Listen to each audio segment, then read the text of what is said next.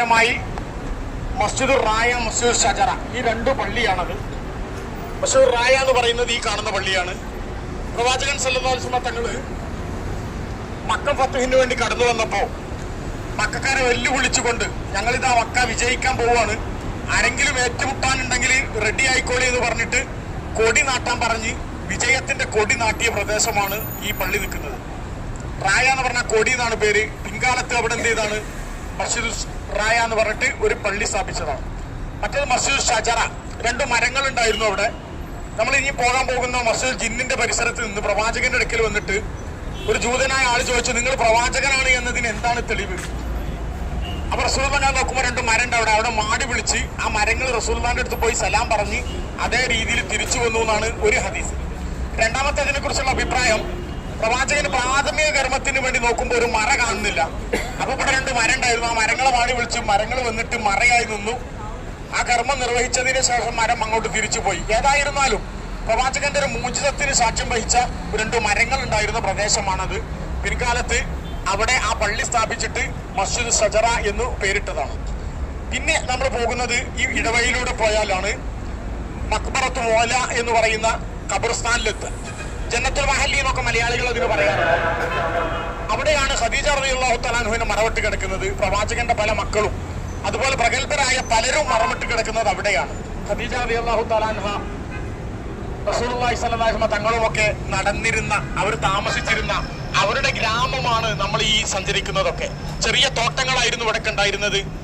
നമുക്കറിയാം റസൂലുള്ളാഹി സ്വല്ലല്ലാഹു അലൈഹി വസല്ലം തങ്ങളുടെ ജീവിതത്തിന്റെ വലിയ ഒരു മാറ്റത്തിന് അല്ലെങ്കിൽ ഒരു പരിവർത്തനത്തിന്, വലിയൊരു ഉത്ബോധനത്തിനൊക്കെ കാരണക്കാരിയായ ഒരു വനിതയാണ്, മക്കയിലെ പ്രഗത്ഭയായ ഒരു ബിസിനസ്സുകാരിയാണ്, സമ്പന്നയാണ് ഖദീജ റളിയല്ലാഹു തആല അൻഹ. റസൂലുള്ളാഹി വിവാഹം കഴിക്കുന്നു. പ്രവാചകന്റെ വിവാഹവുമായി ബന്ധപ്പെട്ട് സമൂഹത്തിൽ ഒരുപാട് തെറ്റായ ധാരണകൾ പ്രചരിപ്പിക്കുന്ന ഒരു കാലത്താണ് നമ്മളുള്ളത്. റസൂലുള്ളാഹി ഖദീജ ബീവിനെ വിവാഹം കഴിച്ചത് എന്നാ നിങ്ങൾക്ക് ഞാൻ പറഞ്ഞു തരേണ്ട ആവശ്യമില്ല, അറിയാം. നമുക്ക് 40 വയസ്സുണ്ടാകുമ്പോഴാണ് വിവാഹം കഴിക്കുന്നത്. എത്ര മക്കളുണ്ടെന്ന്?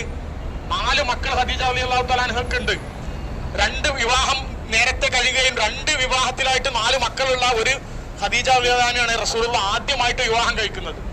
25 കൊല്ലത്തെ വളരെ സുതാര്യമായ, വളരെ സുന്ദരമായ കുടുംബജീവിതമാണ് ഖദീജ റളിയല്ലാഹു തആല അൻഹയും റസൂലും നയിച്ചിട്ടുള്ളത്. ഖദീജയെ കുറിച്ച് പറയുമ്പോൾ ആയിഷ റളിയല്ലാഹു തആല അൻഹ പറയുന്നുണ്ട്, ഞാൻ കണ്ടിട്ടില്ല, പക്ഷെ എനിക്ക് ഏറ്റവും പ്രവാചകൻ ഇങ്ങനെ പ്രോത്സാഹിപ്പിച്ച് പിന്നെ നന്നാക്കി പറയുന്നത് കേൾക്കുമ്പോൾ ഖദീജയോട് ഒരു വെറുപ്പാണ് എനിക്കെന്ന് പറയാൻ ആയിഷ റളിയല്ലാഹു അൻഹ റിപ്പോർട്ട് ചെയ്യുന്നത് നമുക്ക് കാണാൻ പറ്റും. അത്രയും സ്നേഹവും ബന്ധവുമായിരുന്നു.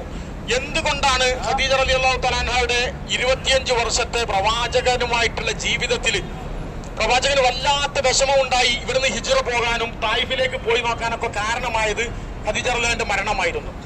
പലരും കളിയാക്കിയിരുന്നു ഇവിടുന്ന് മക്ക മുശ്രിക്കുകളൊക്കെ, ഒരു ദുർബലനായ ഒരു സാധുവായ മനുഷ്യനെയാണ് ഖദീജ എന്ന സമ്പന്ന വിവാഹം കഴിച്ചതെന്ന്. പക്ഷെ അതിന് ഉത്തരമായിട്ട് നമ്മുടെ പ്രിയപ്പെട്ട സഹോദരിമാരൊക്കെ മനസ്സിലാക്കണം, അതിന് ഉത്തരമായിട്ട് ഖദീജ റളിയല്ലാഹു അൻഹ ചെയ്തൊരു പണി ഉണ്ടായിരുന്നു. ഇവിടുത്തെ എല്ലാ സമ്പന്നരെയും വിളിച്ചു കൂട്ടിയിട്ട് ഒരു സൽക്കാരം കൊടുത്തിട്ട് അന്ന് പ്രഖ്യാപിക്കുകയാണ്, എനിക്കുള്ള എല്ലാ സമ്പത്തും എന്റെ ഭർത്താവായ മുഹമ്മദിന്റെ പേരിൽ സല്ലല്ലാഹു അലൈഹി വസല്ലം ഞാൻ എഴുതി കൊടുക്കുകയാണ്. ഇന്ന് ഖദീജ ഫക്കീറാണ്, ഇന്ന് സമ്പന്നൻ ആരാണ്? മുഹമ്മദാണ്.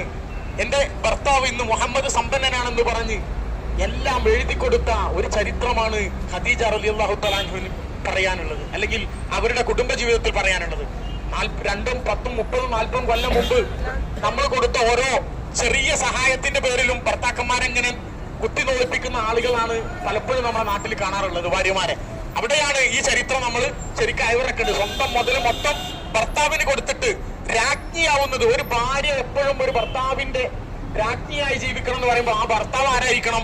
രാജാവാകണം. അപ്പൊ ഭർത്താവിനെ രാജാവാക്കേണ്ട പണിയാണ് ഭാര്യമാര് നിർവഹിക്കേണ്ടത്. അതാണ് ഖദീജ റളിയല്ലാഹു അൻഹ മാതൃക കാണിച്ചത്.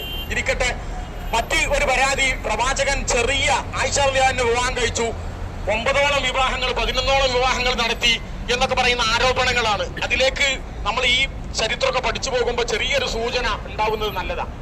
25 കൊല്ലത്തെ ജീവിതത്തിൽ